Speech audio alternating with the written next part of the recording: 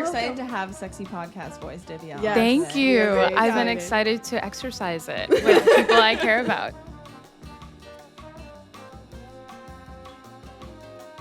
I became dead convinced that I had diabetes. And then I took myself to the hospital. I was like, take my blood sugar right now. Like, I know I have diabetes. Like, I feel it in my blood. Like, I can sense the sugar. Yeah. And they were like, these sweet doctors, they did it. And then they were like, no diabetes. But like, are you okay? Yeah. That was a really stressful time because I'm like, okay, well, I have this dream job that everyone says I can't do. Then I have these other jobs. Okay, this is another theory on friendships I have, which is when you meet someone and you connect with them, you don't know why. Yeah. There's just this instinct, your soul knows, and you spend the rest of that friendship figuring out all the reasons that you got it. It's so true.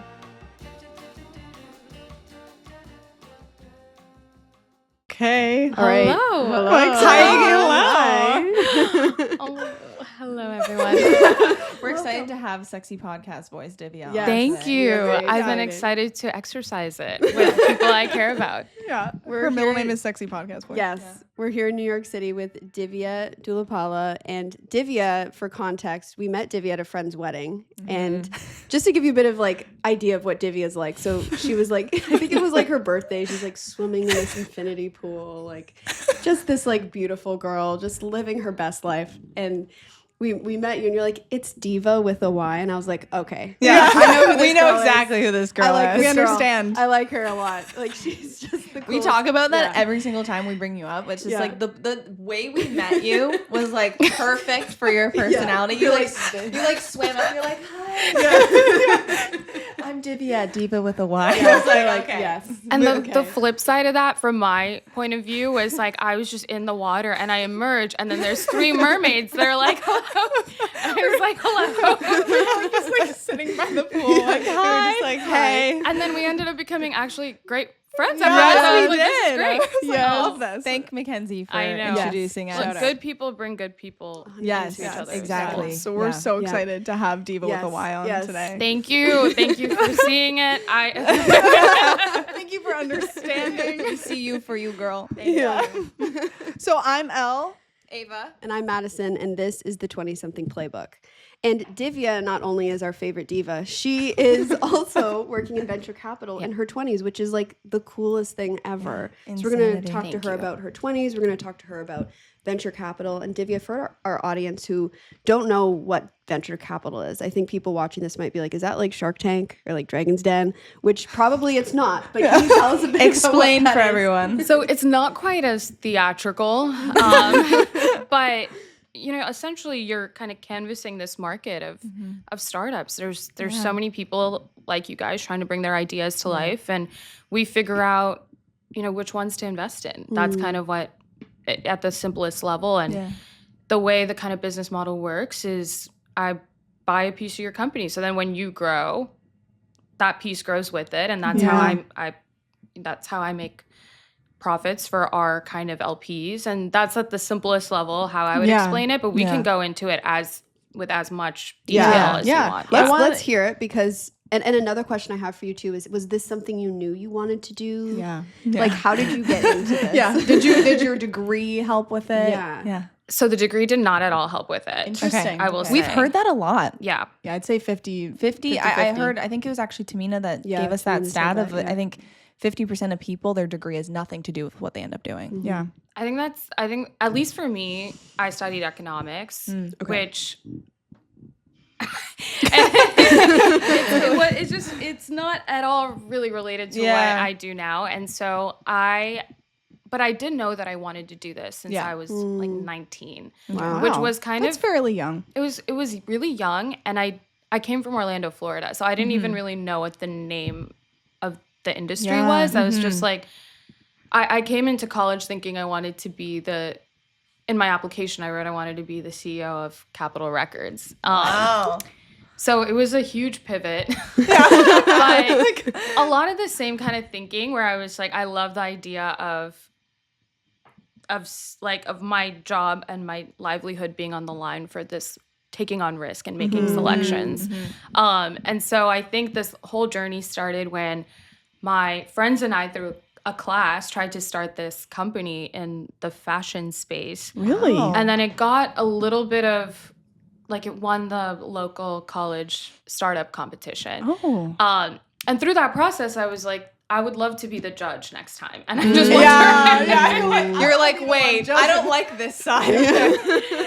And this side is amazing, but it's such a different personality type that's suited for this side versus the side I'm on. And then I went around to my econ professors and I was like, how do I be the judge? And they were like, whoa. Hold on. And so then it was this journey of, I went from everything that I had done. This is maybe something I would share with your audience, which is you're not going to get everything all at once. Yes. And it's hard to know what you want. It's much easier to know what you don't want. And once you make that distinction, okay, now you know what you want. It's hard to get all of it all at once, so then you chip away until you're kind of there. Yes. And so for me, it was like, okay, this company was in the luxury fashion space. Then there was this incredible Duke alumnus who started a luxury fashion venture holding company. And he was this brilliant kind of firebrand. And he was looking for interns. And he was usually really only looking up for grad school interns. But because I'd started this thing, he was like, let's just take a chance on this kid. One of the best summers of my life. I was like, it was amazing. And I very much loved the idea of like capital allocation and interacting with founders and being on this team and thinking in this way.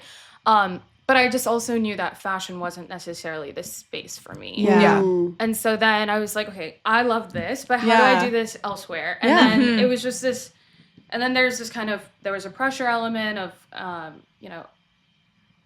you kind of want to do what everybody else is doing. I did go to Wall Street for a summer, also realized that wasn't a fit for me. Wow. What was that like? That sounds stressful. I was a trading intern at Morgan Stanley. Wow. And I think one thing, I love myself a lot, but I also know what I'm not good at. And I think that's why I love myself a lot, because the stuff that I am good at, I'm like, let's go. But the other stuff, I'm like, whoa. And I think, it's such an amazing job for people who are of like 1 through 10 personality types. And then I got there and I was like, this is not my skill set. This is not my personality. But I had great fun and I met some of the kindest, wisest people who have shaped my life. And I'm still in touch with a lot of them, but I'm not a trader. Not my vibe. I think I was like I tried to sit on some desks and they were like, they're trading convertibles or, really crazy instruments. And they were like, Is that like a car convertible? Is that like a term? It's a asset. And they were like, do this mental math in your head. And there's kids from MIT around mental me. Math? Like, Goodness. You lost me at mental math. Seriously, I would have been fired on the spot for mental math. So there was that, that kind of part of the spectrum. And then there was this other part where it's like, okay, be this extremely extroverted client-facing person. And that's not really me either. Like, I am an introvert. I really like alone time. So I was like, this is a lot too. And so I just didn't really seeing the writing on the wall, I was like, I think I could probably have a good life doing something like this, but I just am not going to be great. And I think my dad actually instilled this in me early on. He's like, anyone can like muck about and figure it out, but he's like, what are you actually dangerously good at? And I love that. Maybe I don't know that answer yet, but I know what I'm not dangerous at. And so then I'm not going to do those things. So then that was a really stressful time, because I'm like, okay, well, I have this dream job that everyone says I can't do. Then I have these other jobs. And then it was like, should I just go in through the whole like career? I was like, go. So leaving, I went to college in North Carolina at Duke with a lot of the other people you interviewed. Yes. Dookies. And there was a firm in North Carolina that invests in venture capital firms and then directly in companies alongside those firms. And then I think they might have also wanted someone with a little bit more experience, but they were like, my whole life is a series of people taking chances on me. And which is then a great filtering mechanism, because if someone sees that in you, there's so many people who don't, right? Yeah, it's true. Yeah. But then why spend time with those people? Just gravitate towards the few who do. Yeah. And so super grateful to this firm. Spent an amazing 2 years there, and then met my current colleagues through that firm. Wow. They connected us because they knew I loved North Carolina. I loved that firm, that I was like, I'm 24. I need to move. I really wanted to be in California.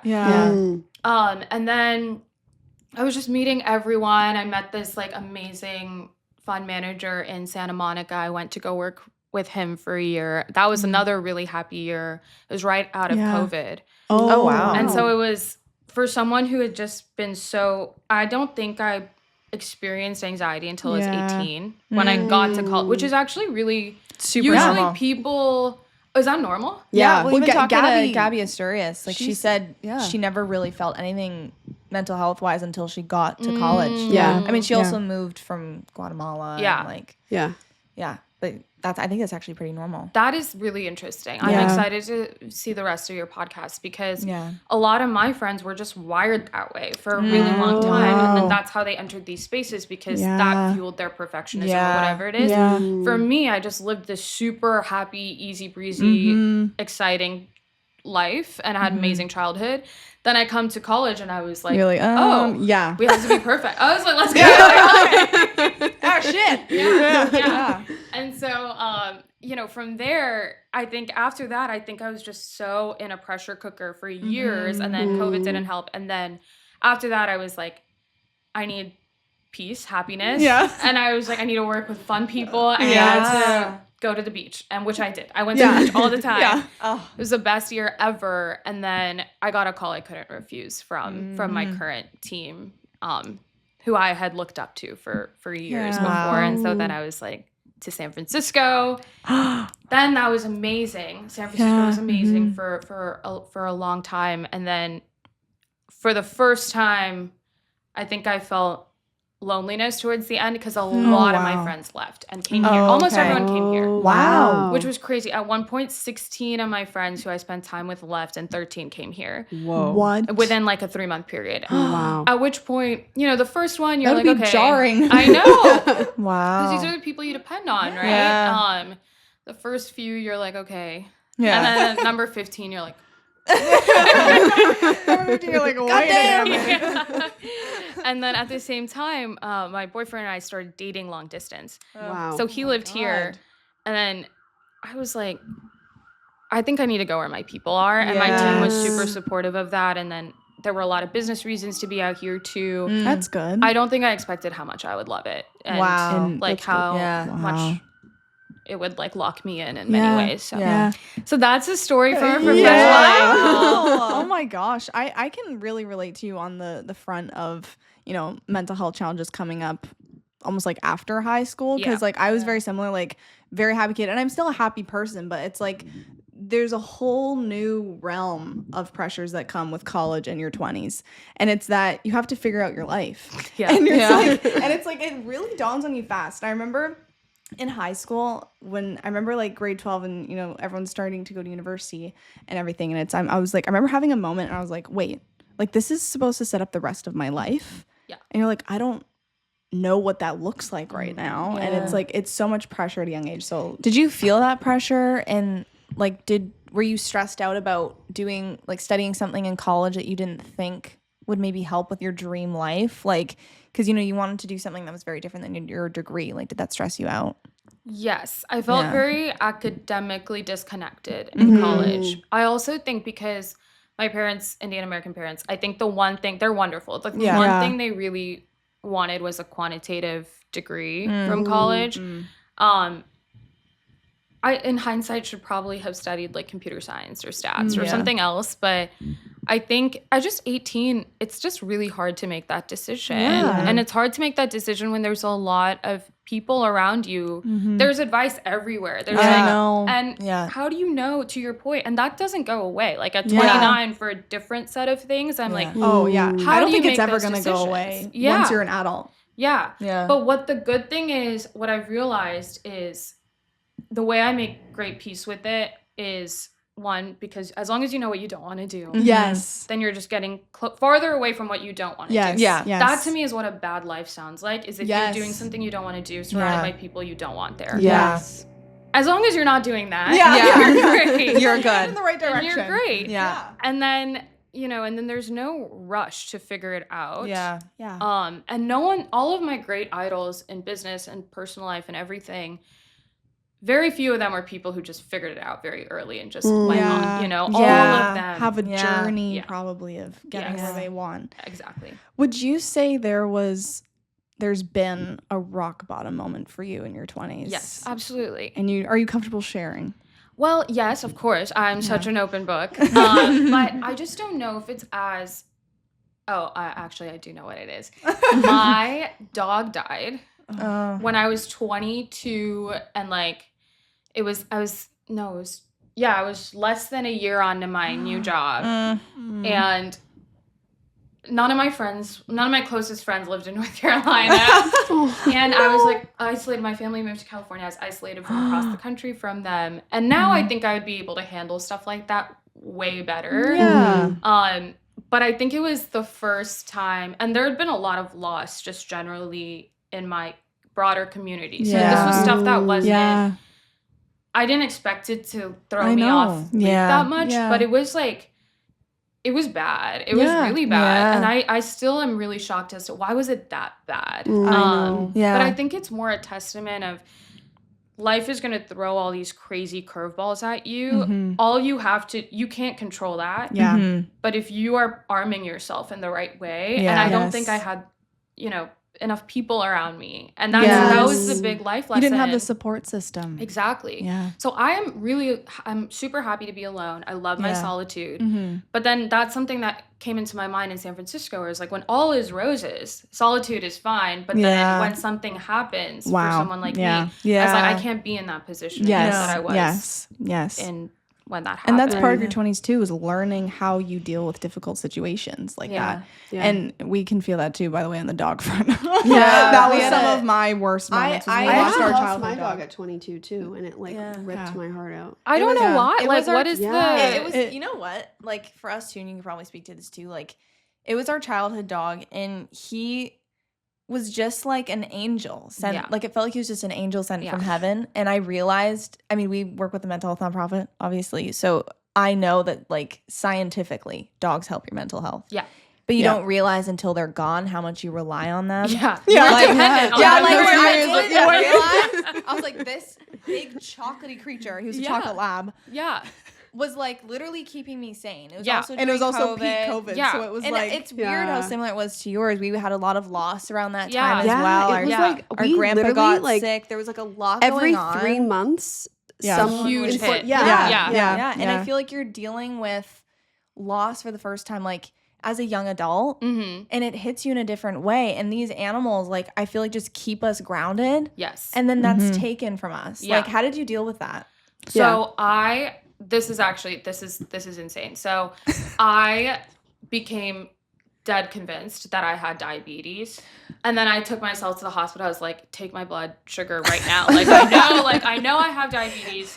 I feel it in my blood. I can sense the sugar. And they were you're girl. These sweet doctors, they did it. And then they were no diabetes. But are you okay? Divya, it's so funny you say that because we did the exact same thing. I actually told this story already yesterday, so I'll keep it quick. I thought my appendix burst. See, there you go. I thought I had asthma. Wait, this is so validating. No, seriously. I went to we both did. Came we went up to the hospital. as okay, because anxiety can come up physically. I think it gave us health anxiety. It did. I think probably. And I also think because as people start passing, and you kind of start to be oh my god, people can die, things can die, and you get scared of your own health. You can have a physical reaction. The physical response to anxiety can make you feel sick. Yeah. In ways, it's not just your stomach. Showed up in diabetes. I legit thought my appendix burst. I had my mom take me to the ER at I think it was 12 or 1 in the morning. It was COVID, so she couldn't come in with me. I was sitting in the ER alone with like potato bugs crawling on the floor. I was like, good grief, what am I doing here? And your party like hopes something's wrong because then you're like, at least I'll know. Yeah. But then you're like, I also hope nothing's wrong. And you wait like 3 hours, and then they were like, honey, you have a sore stomach. You're stressed like, out. you probably need Somebody to like said, though, go to the bathroom or something. Like, I think you're constipated. They're like, I was nothing's wrong with oh. you, but are you okay? Literally, they're like, "Are you good?" It's probably anxiety, and I was like, "What? What's that? You don't want to take my appendix out? Like, she hurts. Like, just take it." So I totally understand. Yeah, you literally. But see, that is not a universal experience. I've told that story before, and people haven't. Really? No. Well, with my friends, and they're just like, You're like, you strange, you weirdo. yeah, No, that's we a get lot. it. But I do think this is another theory on friendships I yeah. have, which is when you meet someone and you connect with them, you don't know why. Yeah. There's just this Yeah. instinct, your soul knows, and you spend the rest of that friendship figuring out all the reasons that you got there. Yes. It's so true. But it's how do we know that? We know it on like an ancient level, Yes, we right? do. How many times have I must have told that story 100 times, and I've Yeah. only ever gotten like strange stares back. Yeah. But you guys really know that happened to us too. Yeah. No, it did. Like, you're As wired a soon as you- certain way, your As values. soon as you said that, I was like, in my head, I was like, oh my God. We don't get it. Like, a lot of people Yeah. haven't done that. You're the first person I've heard. Other Yeah, than her. same. Yeah, Like yeah. hearing you, Yeah. your story mirrored mine. Yeah. Exactly. Like literally. At the hospital. Yeah. Doctor's like, what are we doing Yeah. here? Seriously, she was like, honey, you're constipated. Like, Yeah. get out of here. I love that Go friendship home. theory because I know. I feel that way. I feel Like, that too. Well, even like you and Mackenzie. like which is I how met we Mackenzie met. a long time ago. Yeah. And like the more we know each other, the more I'm like, oh yeah, okay. This Like is I know why. why we're Yeah, friends. there's a reason we Yeah. had this connection. Yeah, that's I agree. What with role that. has friendship played in your 20s? I'm sure It's a everything. big role. It is Yeah. everything because I think it's so like it has been the greatest source of joy and the greatest source of heartbreak in my 20s. And I think to me it is the conduit through which I understand world. Yeah. And like Yeah. the purpose of my life. Yeah. And to me it's entirely like the purpose of life is to love and be loved. And if you Yes. can be greatly productive to society through that, if you can have a great love story or like whatever it is Yeah. that you want, that's Yeah. all like a product of that baseline philosophy. Yes. For me, I have like very strong theories on friendship. I can share some of them and Yeah, stuff. for it. please. I Yes, love it. I'm do. a big Yeah. friendship girly. I'm sure. Yeah. Yeah. Yeah. But I think I think that everyone you will ever meet is grouped into only one of two categories. Either they drain you or they energize you. And it's not universal. Yeah. Right? Yeah. But to me, drain, I have really expanded that definition. So it's like if you don't know what version of them you're getting that day, if they intimidate you, Yeah. if you try to confide in them and it doesn't land, like Yeah. anything, if they bore you, like, and whatever it Yeah. is, not just with friendship, but with anything. Yeah. And unfortunately, or fortunately, when I see someone in that drain category, I don't show up well, just generally. Yeah. Oh my God. Me too. Right? Like Yeah. within work I, or like, shut personal down. or anything, Yeah. right? And so, but for the people in the inspire, energize category, Yeah. Yeah. I will give them my life. Like I will do Yes. anything Yeah. with I'm them. the same. And they Agreed. find that within each other too. Yeah. That's Yeah. how we met, you know? Yeah, Yeah, exactly. Yeah. No, I find completely too, agree with that. as someone that gives everything, like I've said this before, when I love. Yeah. Like I give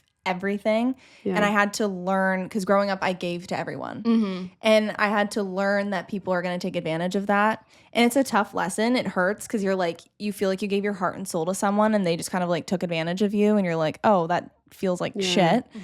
But getting into my 20s, it's like I've learned that lesson and I now know who to give my energy to. Yeah. And being mindful of that is so important. Like it's affected everything. What would you say is the heartbreak element of friendship? Is it the long distance that's hard, or is it literally just like letting go of people that I think it's the flip of what you were saying, where Yeah. it's like when you notice that these people you love are maybe not protecting you in the way that you want. Yeah. And then you're like, oh wait, no, but I love that. And then Yeah. so then I think that ultimately this is and then, you know, to the listeners, is maybe you don't want to live your life like this. Yeah. But Yeah. the way I'm like actually so satisfied by my social life. And I think it's when I think the heartbreak comes two ways. It's like when you realize you kind of mourn the ending of a friendship as it was or whatever it is. And then you have energy for like people who actually fit your values at that point in time or whatever it is. But I think the great heartbreaks too is like we have cave women brains. I'm so married to this concept where I'm like, we do not have the capacity to handle the complexity of society in its current days. And before, if you were a cave woman in a tribe and your friend left to go pursue a better life, if that happened, you would be sad, and then you wouldn't interact with that person again. So there's no like day-to-day mourning. But sometimes even when I see my friends on Instagram or they're giving me a call from a different city, it's just like, it feels like I'm interacting with ghosts. It really feels so painful to me. So I'm not great at long distance friendship. And I've gotten that feedback. But I think that's how I need to live my life. I've gotten that feedback. That is so how is the long distance relationship with your boyfriend? If I'm not great at long distance friendship, long-distance relationship, and long distance familyhood, they both work really hard. I think for me, I don't know. I think sometimes I think, oh, maybe I'm anxious or whatever. I think the last thing I want to admit that I am is lonely. And I think, but I was lonely. And I think, especially if you have this, I was living alone in San Francisco. I didn't have my friends with me, and my boyfriend was across the country with all of our friends. So I was like, I've actually talked to one of your other podcast guests about this before, where it's like, that part is, you're happy for them, but it's hard not to have that comparison to your life. Right. And it was really, this is my first relationship. I don't think I was ready to, I've never been an envious person my entire life. Because I would see people who had things and I was like, good for you. But I never was like, that's me. Because I've never met someone like me. So if I met someone like me, then I would look at their life and be like, ooh. Oh, yeah. But everybody else just feels so different that let's go. Like, you know? But then I think it's like when your teammate, your main person, your co-pilot isn't there. And then that's hard to acknowledge within yourself of like, wait, no, but I'm so independent. I'm so wise. No. I always wasn't wise, just wasn't triggered. And I always say too, like, I'm always like, I'm one of those people, I'm like, feelings are so embarrassing. Like, why? Like, we have to say that they're there, but they're so embarrassing that they're there. You just push them down. Just shove them down. How did, if you're comfortable talking about this, you don't have to, but how did you and your boyfriend meet? Because you two are like I love your love, like the little photo, like just from the photos I've seen, the energy is beautiful. Thank you. And I'm an introvert too. Like, I'm single. I'm 26. Like, what was that journey for you? So we were best friends. Love that. Adorable. Period. And I think that's how, for me, the only way it was ever going to happen. Just because everything else was really confusing to me. I was like, what do you mean? What? Like, I was like, the thought of just Russian rouletting your evening for a few hours with this energy. I am so happy to hear you say that. I totally agree with that. And I also, for what it's worth, though, I never had that craving of like, oh, I would love to be in a relationship. And I don't think that's a strong versus weak thing. I think some people are just a personality thing. It's a personality thing. I agree. And if you are wired towards it, that's a different journey. And then you have to put up with that. But I was like, if I'm fine, if I'm chilling, I'm not spending time with people I don't know. And so for me, it had to happen that way. And I mean, he still is very much my best friend. I think like my greatest chaos and my greatest calms is what I say. That's so like sweet. We're the opposite in that way. Like, I think Maddie, you can tell me if I'm wrong, but Maddie's more of the search for it, right? She's more the search, whereas Ava and I are more like you were. I would love to have a male best friend, but I just didn't this is actually something I connected with Mackenzie about, was that we both did high school online. Like and then I didn't go to university, and then COVID happened, and then it was just like, I was like, where are the men? Where are they? Where are they? And it's like, there's been no opportunities for me to have like a male best friend in my life. I'd love to I also have just that, don't think it's your personality. No, I guess I'm not. like I we're all always meant say, for like, different things. Yeah, like I just. But don't I think it's hate for like you. how you said, like I don't want to Russian roulette my evening. Like I don't. Yeah, but love you that also either. like the adventure of like you want. I do go like on a meeting date, new whereas people, Elle and I are very much. I've said this multiple times on this podcast. I'm like 6 p.m. It's couch o'clock. Yes. Yeah. On the couch. Yeah, I'm also like a Maddie sports Maddie fan. wanted to go watching- to dinner for her birthday like last Friday, and she was like, "Guys, I really want to go to dinner." We're like, okay. We're like, we'll do it for you. For you. I'm a very like routine person every Friday. Like Happy birthday. I know it was just your birthday too. We're I both know, Aries. yeah. Yeah. happy belated girlies. I know. Aries girls. Do you feel like you're an Aries? Oh, absolutely. Like, Absolutely. You are Yeah. too, Yeah. right? Yeah. When I Like, met you, I was tried like, and okay, true. Yeah. Yeah, Oh yeah. And all the good and all the bad. Oh Yeah. yeah. All the bad. Yeah, we're the Yeah. introverted. A lot of bad. We know you're good. Like fire and ice. Yes. We asked this question to all of our guests, and it is: if you were to describe your 20s in 3 words, what would it be? I would say discovery, solitude. Solitude is big. I think that's very different. Yeah. And then peace. I like That's that. nice. Pieces. I think that like was a big shift where I used to want other things. Mm-hmm. And then now, and I used to think peace was for the weak. I used to think peace meant complacency. Interesting. And I used to think my anxiety was what was going to make me great. Mm-hmm. And I used to think I could architect things through control. But I think that the best shot I have at being great at my job, at my relationship, at my friends, at any whatever, within my family, the only way I'm ever going to live up to whatever potential I think I might have is if I'm coming at it from a place of peace. Yeah. And I think that took a lot of ego swallowing to get to as well. Yeah. Wow. I feel that as well, and I also I say this a lot, but I feel like when you have inner peace, it gives you clarity, like in your mind. You're not acting out of a place of like emotion. Yes. And I feel like I encourage a lot of people to find peace, whatever that looks like for you. And it's not, I always say this too, we were talking about this again on another podcast, but like stress is going to be a part of life. Like you're not just going to feel like this like constantly, but creating an environment where you feel like that for the most part, I feel like is super important to establish at this age. Yeah. And you might not even get there. Like if you ask the people in my Yeah. life, do I come across as a peaceful person? They would laugh in your face. But the fact that I prioritize it so much, that's all I'm working towards. Exactly. Yeah. And so then it makes the decisions easier. Like Yeah. 100%. I have no desire to see the pyramids or the Great Wall or anything, right? Yeah. I was like it's just showing up in my life in these different ways. Yeah. Where it's like the way I spend my time, the way like all my resource allocation. It's like let's devote it to these 1-2 things I want to be really, really good at. Yeah.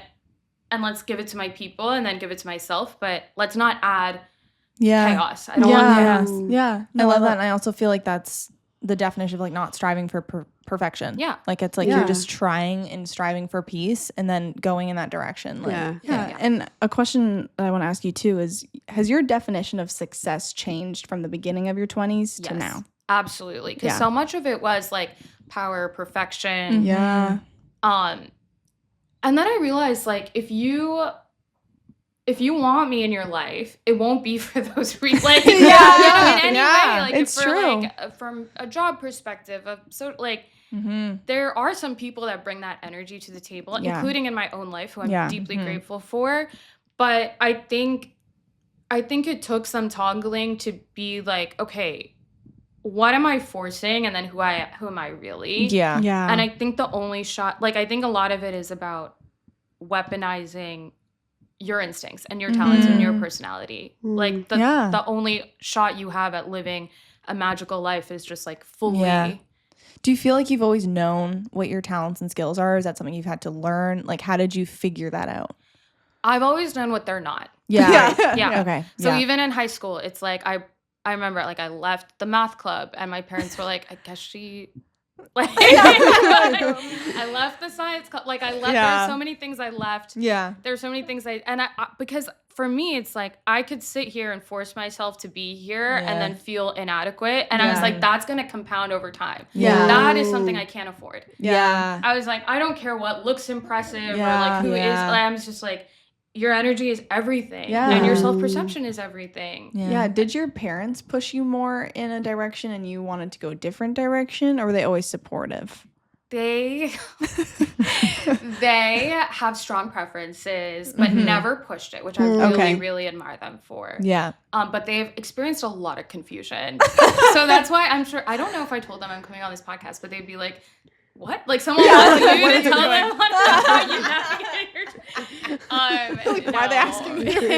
They are proud, but I think they are very confused. Yeah. As is normal. So I funny. think it's like, this is because it's normal. I think I think it depends on what your parents do for a living as well, where they came from. Like, I know our parents are very entrepreneurial. My mom's always done, like, we grew up with her doing crazy things all the time. She did a flash She's mob. like, okay, She's like, She's Yeah. like, let me join. Yeah. No, I actually wanted to join. And my wants parents to are be like, on. my parents are literally like, okay, go fly to California, just do it. Like, spend the money. Like, you're young, just do it. Yeah. Like, so I'm Our grateful own for money, that. by the way, not theirs. Yeah, our own money I that love we that. earned. But like, I'm grateful for that because I'm a very like, if I could stay at home, like I would. Yeah. But them pushing me to do these things and like go out of my comfort zone is super helpful because I wouldn't do anything. Yeah. I don't think if they didn't push me. My college roommate had an amazing quote on this. Like someone said, I don't know who, but she adapted it for modern times.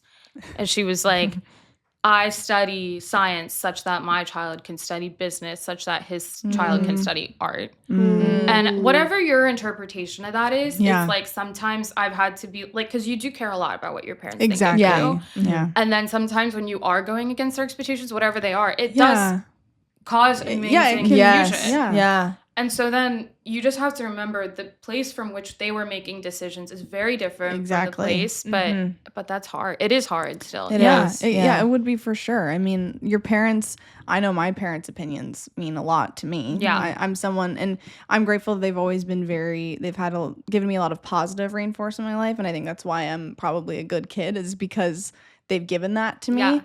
So they've been very supportive, and like, not to say they haven't questioned things that we've done, but at the end of the day, they're happy if we're working towards something. Yeah, exactly. And that's all I can ask. Yeah. And I also think at this age, it's important to like, it's a new day and age. You're growing up in a different time period than your parents were. It's important to form your own opinions, learn your own things, because it's completely changed from the 30 years or whatever it was that they were at this age. Yeah, you know? and I think also your parents set the foundation, like what that beautiful poetic quote you just shared was, that like my dad works a corporate job and he doesn't like it. But because he worked that corporate job, we have the stability, the three of us, to live at home, and he can, pay for our meals and keep a roof over our head. And we can start our own business and our own ventures because of that. Yeah. And that's why he encourages us. We're not in a vacuum. Everything we have is because of everyone around us. Yeah. And so whatever, good or bad too. Yeah, 100%. And something you said too that I really liked was how, it seems like you really protect your self-worth. Like you're like, math club, I don't think I'm good at this. I'm going to leave. Like I'm not going to try to be good at this and feel shitty about myself. I'm just going to leave. And I love that because it's so smart. I, in middle school and elementary school was the kid who literally did everything and tried everything. And sometimes I'd stick in something that wasn't good. And then I'd feel crap about myself. Yeah. And I was thinking about it's like that classic, like, if you judge a fish on its ability to climb a tree, it'll fucking feel stupid. I think that's just such a great thing to share. Yeah.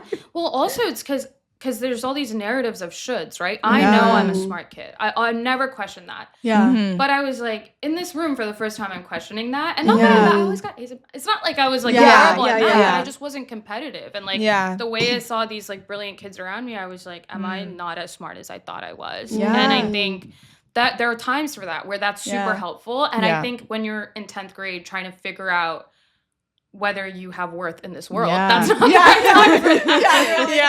Maybe not. Yeah. So I think that was a really good sense. I don't know where that came from, that self-preservation, but it's an Aries. instinct you have probably. Yeah. And I think I like sharing that because I think people need the permission to be like, no. How did you deal with starting a new job or doing an internship where you maybe feel like a fish out of water, like you're like, I don't know what I'm doing? How did you deal with that? What did you... To relate to your point is I saw like a meme the other day where it says, why is it so embarrassing starting a new job? Because you feel like you're joining them on the 5th season of a TV show. Yeah. Do you have any tips for navigating that? This is my question. Do you have tips on navigating it? Yes. Was it hard for you? Was it like a learning curve? It's always very, very, very hard. Yeah. And I think because there is a season of credibility establishment that is, it's not taken for granted that you're a smart hard worker that's going to represent the firm well or whatever it is. And it takes a lot of, I would say, over a year to really build trust with those people. And I think, so it's different. So there's a place where you know you belong and there's a place you don't know where you belong. Yeah. So if there's a place you don't know that you belong, then it's hard for different reasons, right? Because I'm a super hard worker. I'm very mean to myself as much as I love myself. No one as mean as you could be to me, I've gone 10 times. It's very, very hard on myself, especially from a professional angle. So I'm aiming to create like just the best experience for the people who hire me. But then it's like, that's probably not your place. And then if it's a place you do love, then it's all this pressure because it's like, this is what I want to do forever.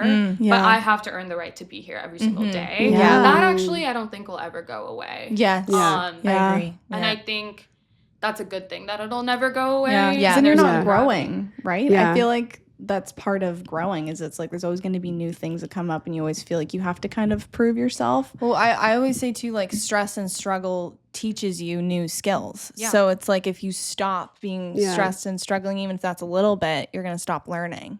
And then you're stuck. I think the way that my industry works is like we're always going to be learning because the technology is always changing. The founders are always teaching. There's always going to be, so like you guys have to like force yourself to do that as entrepreneurs. With us, it's like, you just have to you would have to be close to it to not be learning. But what I will say is what I think my orientation is, I don't want to take anything for granted. Like every day I go to my relationship and I'm like, I earn the right to be here, right? Or I'm questioning everything. Every day with my job, I earn the right to be there. And that orientation is enough of a service orientation that it gives me peace. That's a lot of humility.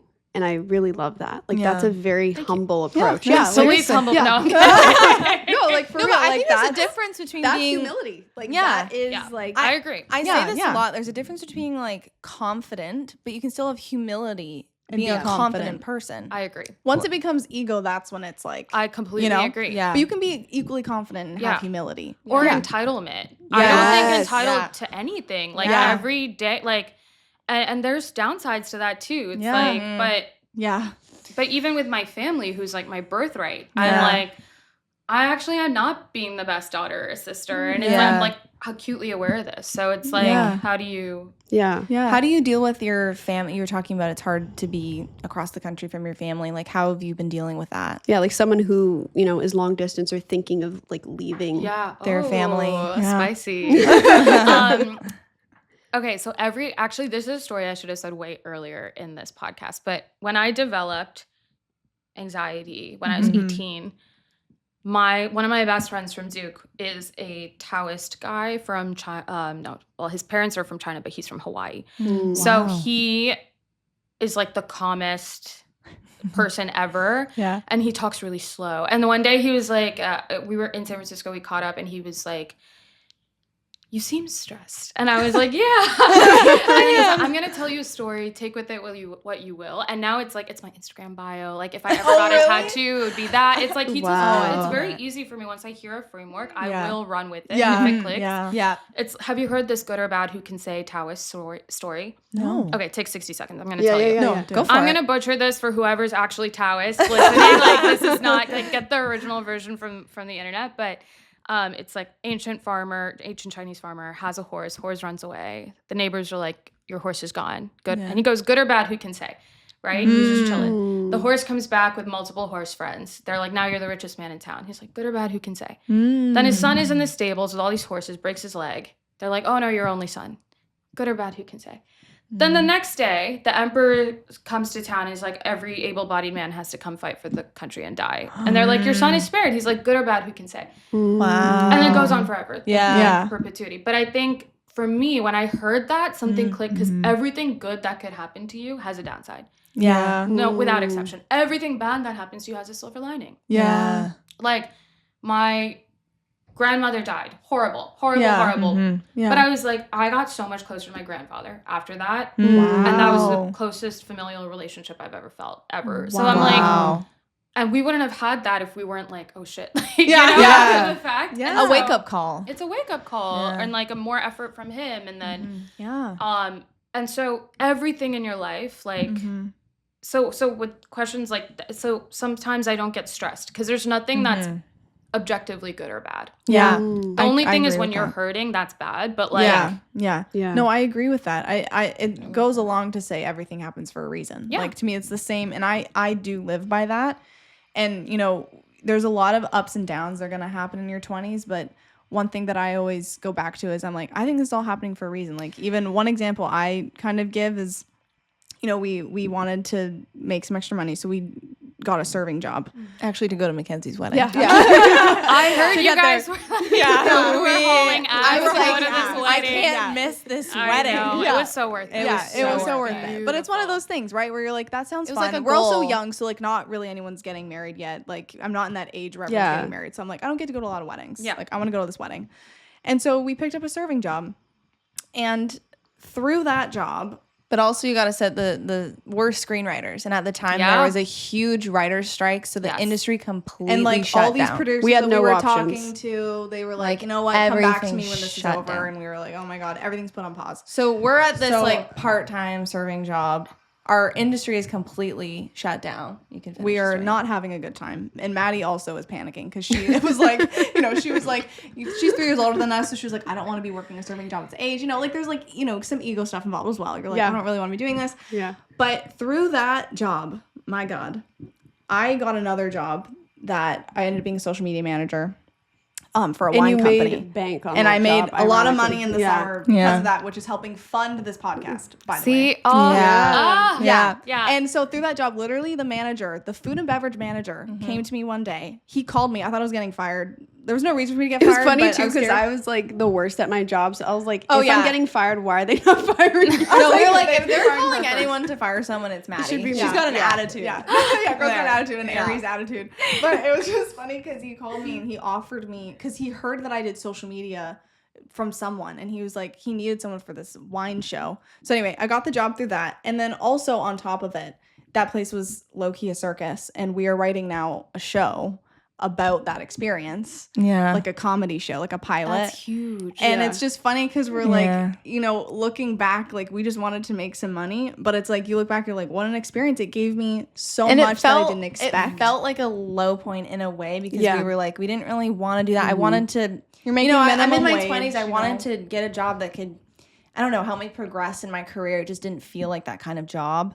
And yet it led to all these things that we could have never expected. So it's that thing where it's like, okay, the Good or industry's bad. shut down and you have to work part-time at a job you don't really want to do. Good or bad, who can say? Yeah. Really. Like the same thing. And the flip. Yeah. What's something you really worked your ass off to get. Yeah. And then you got there and it might have been amazing, but there had to have been negative externalities. Exactly. 100%. Maybe you had Exactly. anxiety. You're like, I can't lose this. I Yeah. need to Yeah. keep this, right? Yeah. That's a downside, right? Yeah, Like, exactly. I love, but to all Yeah. that to say, I love that analogy. I love Yeah. it. I love it. Really good for your 20s too, where like Yeah. I feel like you're just constantly in like I feel like new you're just being tossed experiences. around. You're Yeah. throwing paint at the wall. Yeah. It's Yeah. true. And just to pivot a bit into venture capital, for someone listening to this who wants to become a venture capitalist, like what advice would you give them? Are there barriers to entry, like secrets of the, like, you know, things you wish you knew? Because, you know, in our industry, there's just like so many barriers to entry that we didn't know. They're kind of similar. Honestly, I feel sometimes when I talk with you guys, like the similarities of like Yeah. working in and all these other things. the first piece of advice I would give is if you want to work in venture capital, find your way to San Francisco if you're trying to like break in, or maybe New York too, you know, whatever it is. But these two cities have like just opportunity. The startups are here, right? And the builders are here.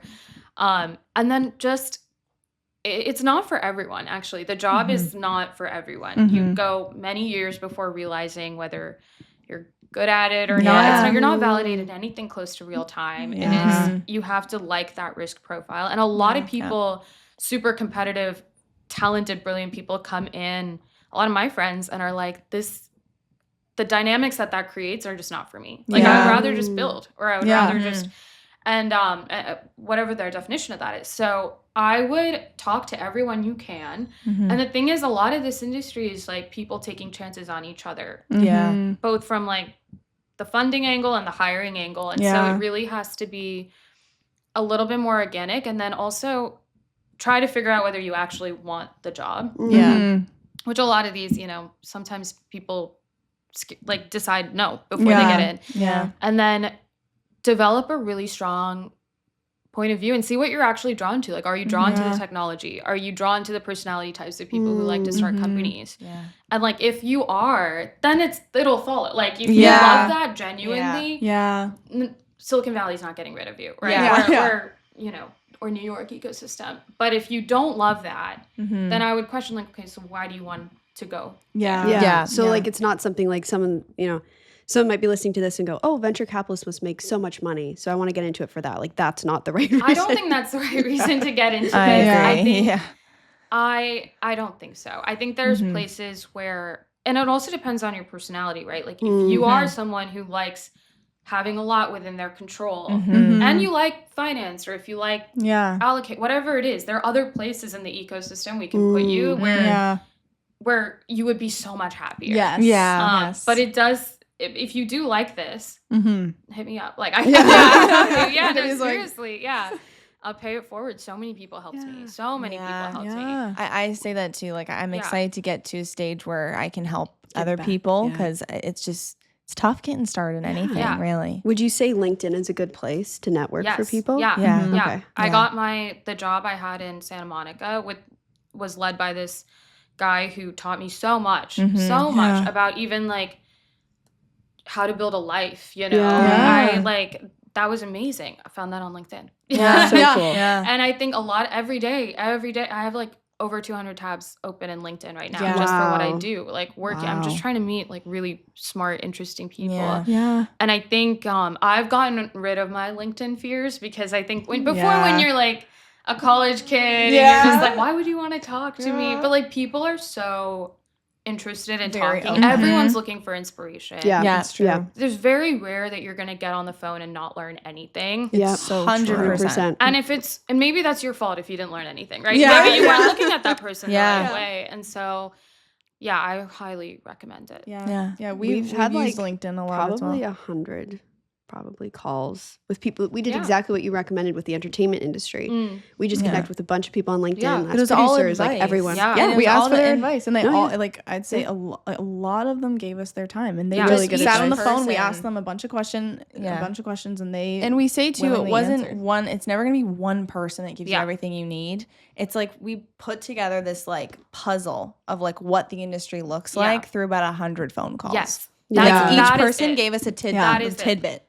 Each person gives you a little bit of information. And then you get all these like 100 points of view. You understand the game a little bit better. And you understand the etiquette of it too, right? Exactly. Like, you are going to embarrass yourself a little bit. Oh my God, I'm sure. And then that's part of it. They did it too, right? And so and it's even part of this of like, why did I want it when you guys asked me to do this, which is such an honor, by the way. It's part of it was because I wish this existed for someone in their 30s. I'm sure it does, but it's like, how do you just like talking to random people who are happy and you know, and just be like, okay, well, how? What did you do?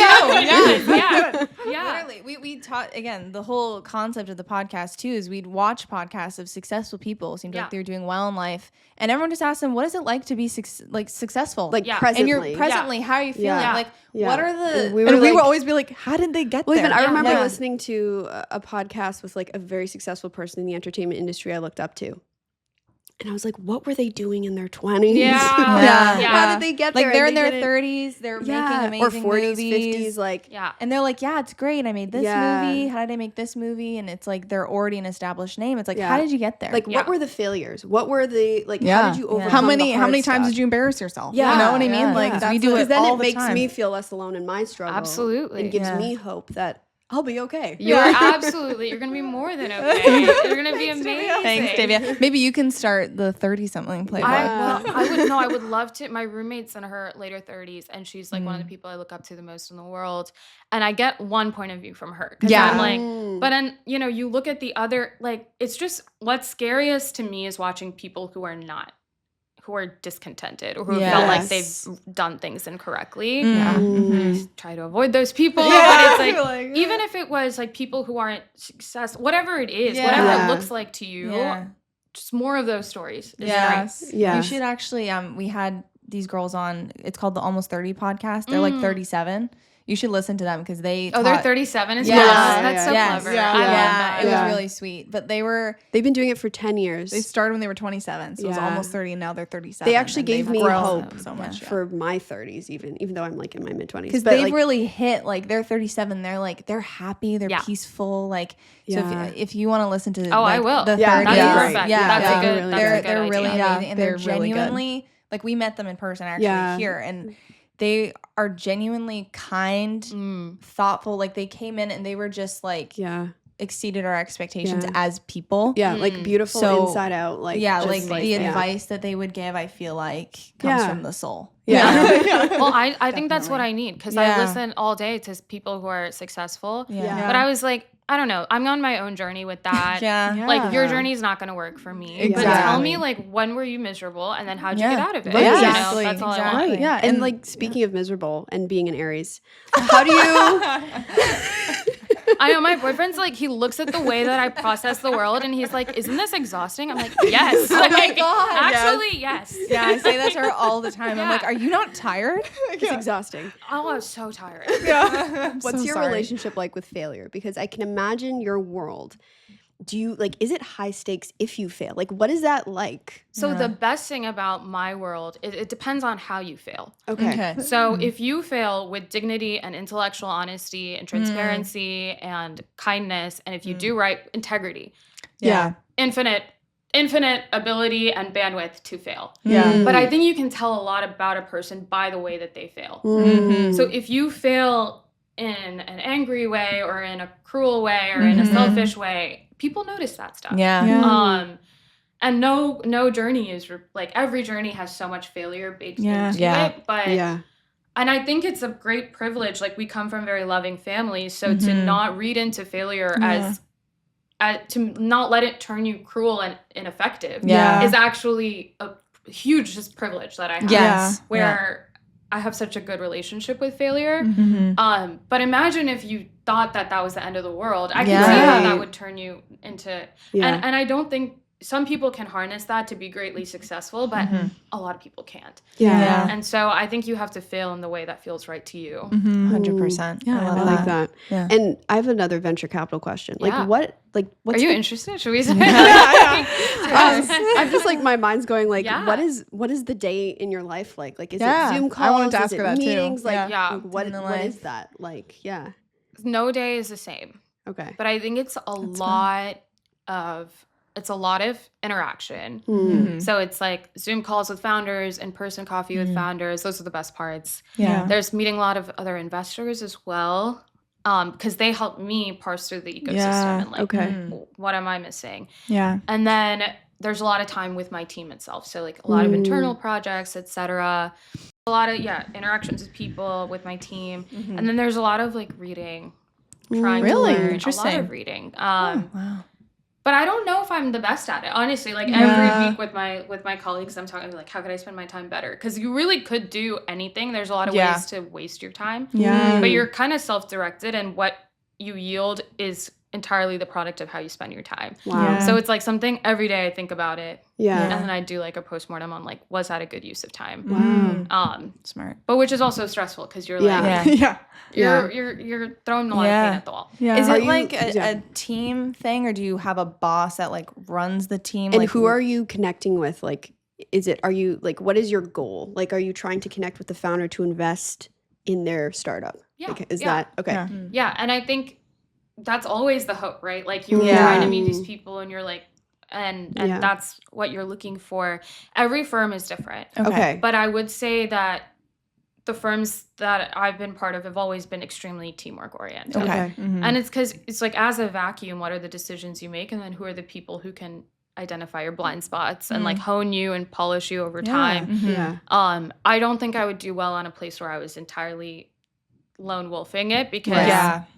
then I would feel like I'm not improving. I Yeah. think. Yeah. So the people around you inspire you Yeah. to be. But I think Grow. then with VC, I tell this always to people who are, for career advice within venture, but I think almost with anything, it's like your influences shape everything. Yeah. And so if you are the net weighted average of the 5 people you spend the most time with, Yeah. it's like don't stop until you find the people who you're ready to influence you in every Yes. sector. And you don't have to become them, right? No. You're analyzing them Yeah. all day. Yeah. You take what you want, what you don't want. But you need to be okay. If I became this person, would I be really happy? And I have that. And so that's amazing. Yeah. But I would not stop until you find that. Yes. If you're oriented the way that I am. Yeah. Yeah. Some people can just put blinders on. They're like, I love the content. I Yeah. don't Yeah. really care who I'm working with. Let's go. Yeah.